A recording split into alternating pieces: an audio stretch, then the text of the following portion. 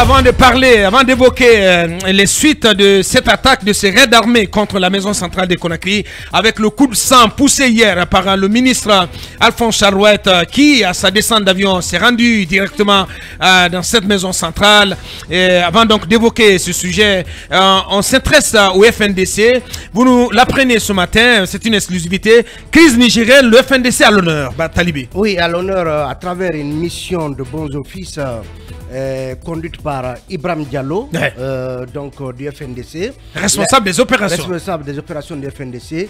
Il a été envoyé et a séjourné au Niger, notamment à Niamey. À l'instant, donc, avec, sur notre écran, voilà, pour ceux qui nous suivent sur nos plateformes digitales, Ibrahim Diallo en image avec certaines autorités nigériennes. Avec le ministre d'État et troisième personnalité de la junte au pouvoir, du CNSP, le général Mohamed Toumba, c'est son nom, donc qui a reçu Ibrahim Diallo, qui a séjourné donc à Niamey du 1er au 6 novembre, envoyé par le Forum de la société civile africaine qui regroupe une quarantaine d'organisations de la société civile du continent africain.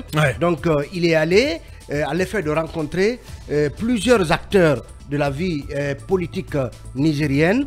C'est ainsi qu'il a pu en fait, l'objectif c'est d'entamer une médiation qui pourrait permettre à la junte au Niger et à la CEDEAO de renouer le contact, de pouvoir échanger autour de la crise née du coup d'État intervenu au Niger. Donc c'est pourquoi il a pu échanger donc au cours de son séjour, Ibrahim Diallo, avec le Premier ministre donc Ali Lamine Zen et donc la troisième personnalité de la junte, le général Mohamed Toumba.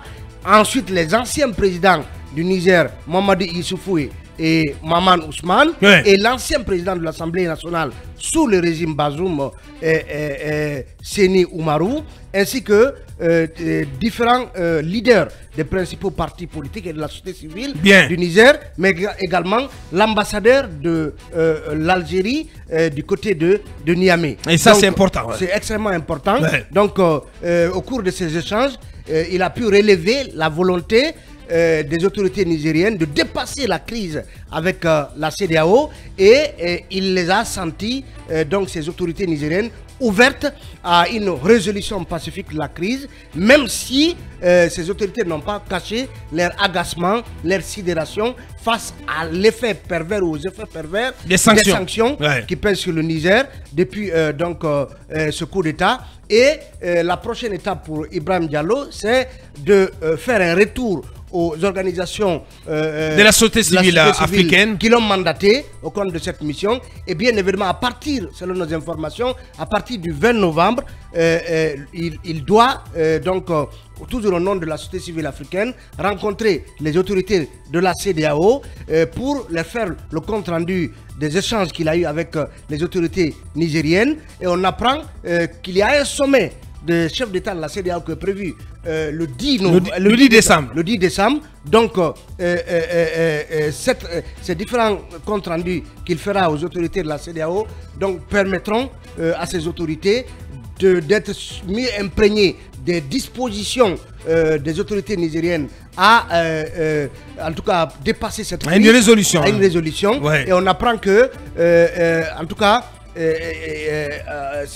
un chef d'État, un des chefs d'État de la sous-région qui aurait le profil du job pourrait être proposé par la société civile africaine à l'effet d'être donc médiateur entre la CEDEAO et le CNSP nigérien. Et les autorités nigériennes. Donc c'est un peu tout cela qui a constitué l'agenda d'Ibrahim Diallo. Au nom et pour le compte du Forum de la société civile africaine. Voilà, et donc le FNDC en honneur dans ses efforts de bons offices et pour en tout cas tenter de renouer le fil du dialogue entre le CNSP, donc la junte qui s'est emparée du pouvoir au Niger fin juillet, et l'organisation sous-régionale ouest-africaine, la CEDEAO. Oui, Aboubakar, il y a une évidence à ne pas du tout nier, c'est clair, c'est que le Niger, donc la junte au pouvoir au Niger, on va dire, souffre les effets justement des sanctions, de son isolement. La fermeture des frontières de 2 pays principalement, le Niger et le Bénin. Le Nigeria et le Bénin. Le Nigeria, pardon, et le Bénin. Oui. Rien que cela se ressent aujourd'hui à l'intérieur du pays en termes de denrées qui habituellement arrivent dans le pays. L'économie vit pleinement l'effet justement de ces sanctions. Oui. Il l'a dit.